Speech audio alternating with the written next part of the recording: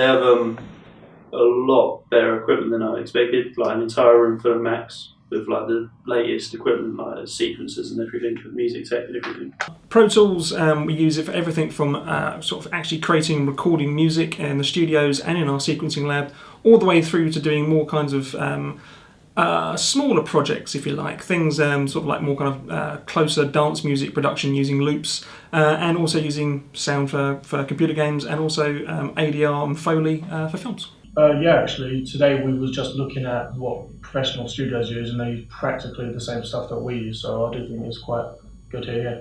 Pro Tools itself is one of the top-end packages always used in the industry. It's like the Microsoft Office, really, of the kind of audio world. Everyone uses it, and it's really important to get a really good grounding in Pro Tools if you're going to be doing anything in audio, or indeed anything inside the games industry, because it's an absolute requirement of Microsoft if you want to work for Xbox.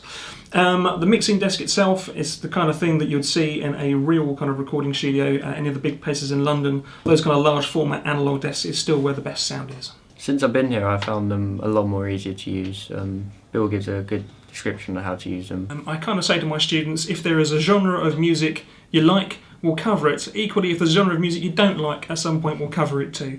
The real thing is that, you know, just like the real industry, you've got to work with every single genre of music. When the phone rings and someone offers you a job, you've got to say yes. That's how the money's made. I personally am into electronic dance.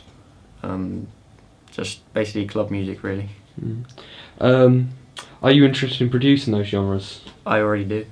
The kind of thing I guess I would say to a potential student is, you know, that we give you a safe environment to try and test out all of the things and all of the skills that you'll need to work in this industry. You can make your mistakes here. If it all goes wrong, we can just turn off the equipment and come back again tomorrow and get it right.